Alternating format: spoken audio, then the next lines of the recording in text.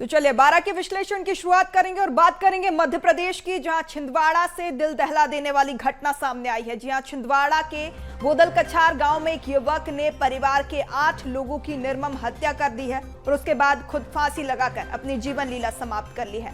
आरोपी ने सबसे पहले अपनी पत्नी को कुल्हाड़ी से काटा, फिर मां, बहन, भाई, भाभी, 2 भतीजियों और भतीजे को मार डाला। ताऊ के घर जाकर 10 साल के बच्चे पर भी हमला किया, लेकिन वह जान बचाकर भाग गया। मंगलवार बुधवार की दरमियानी रात करीब 3 बजे आरोपी ने इस वारदात को अंजाम दिया। एसपी मनीष खत्री के मुताबिक 21 मई को आरोपी की शादी हुई थी। घटना की विस्तृत जांच की जा रही है।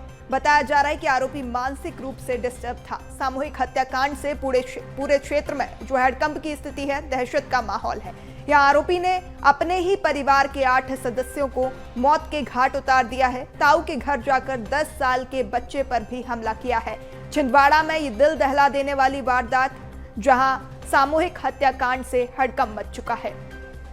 ज्यादा जानकारी के साथ सहयोगी प्रखर जैन हमारे साथ भोपाल से जुड़ चुके हैं। प्रखर, यहाँ दिल दहला देने वाली ये वारदात जहां छिंदवाड़ा से सामने आई है, जहां अपने ही परिवार के 8 लोगों की निर्मम हत्या और फिर अपनी जीवन लीला समाप्त कर ली है।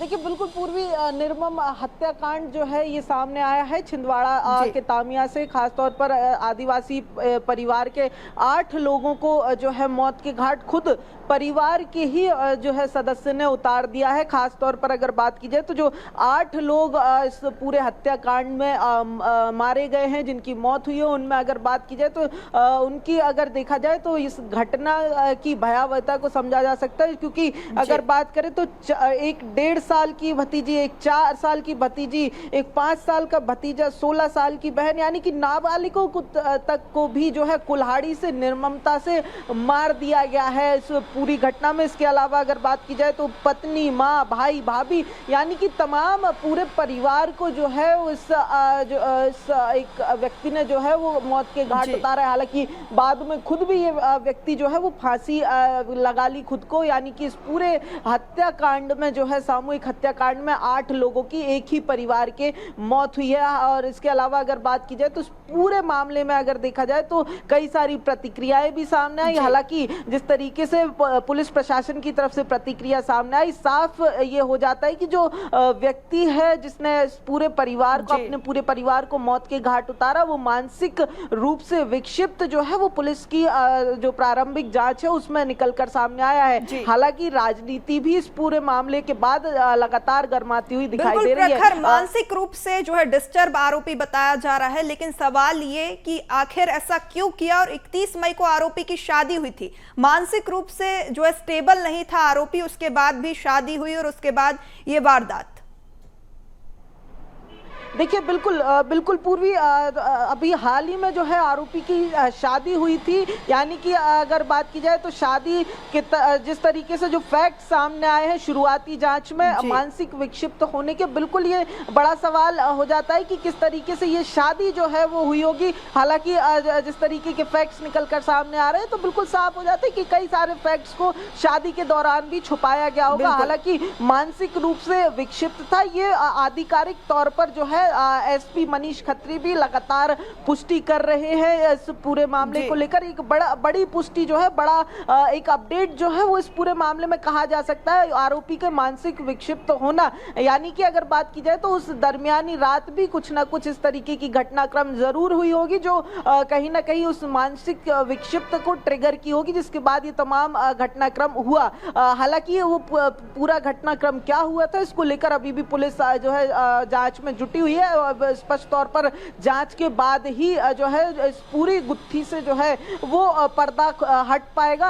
हालांकि इस समय अगर बात की जाए तो अभी तक कयासों के दौर जो है वो लगाए जा रहे हैं, कयासों का दौर तेज है। लेकिन पुलिस प्रशासन की जब पूरी जांच पूरी होगी उसके बाद ही किसी तरीके के फैक्ट्स जो है वो निकलकर सामने आ पाएगी। क्योंकि जो पूरा परिवार था, उस पूरे परिवार को जो है मौत के घाट उतार दिया है। यानी कि स्पॉट पर कोई भी जो है प्रत्यक्षदर्शी मौजूद मौजूद नहीं है। तो ऐसे में अगर बात की जाए तो अब कई तरीके की कई सारी थ्योरीज पर जो है वो पुलिस प्रशासन काम कर रहा है। लगातार अगर देखें तो नजर जो है बनाई हुई है पूरा मामला जांच का विषय, क्योंकि जैसा कि आपने बताया कि अब जो है प्रत्यक्षदर्शी कोई मौजूद नहीं है, तो अब इस मामले में जांच जो है सतर्कता से होनी चाहिए और लगातार इस मामले पर सियासत भी देखने को मिल रही है।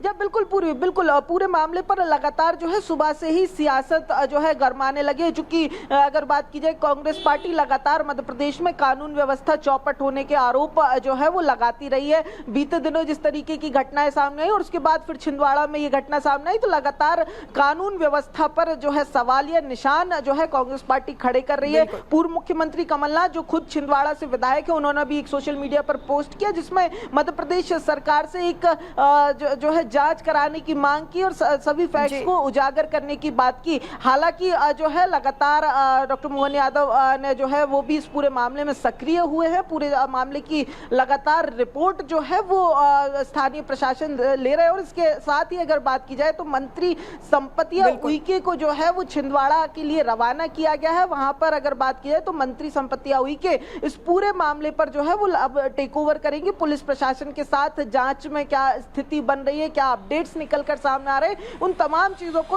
वहां जाकर खुद कोऑर्डिनेट करेंगे। यानी कि पूरे मामले पर नजर बनाकर रखी हुई है सरकार ने। और ऐसे में अगर बात की जाए, चूंकि मामला मानसिक विक्षिप्त से भी जुड़ा हुआ है, तो ऐसे में कई सारे फैक्ट्स हैं जो पुलिस जांच के बाद ही जो है वो सामने आएंगे। पूरा मामला जांच का विषय है, प्रशासन भी नजर बनाए हुए है और देखने वाली बात होगी कि क्या कुछ खुलासे होते हैं, क्या कारण रहे कि युवक ने इस तरीके की वारदात को अंजाम दिया है। पूरा मामला जांच का विषय। तमाम जानकारी साझा करने के लिए आपका बहुत शुक्रिया। आप हमारे साथ बने रहिए, आपसे आगे भी चर्चा करेंगे।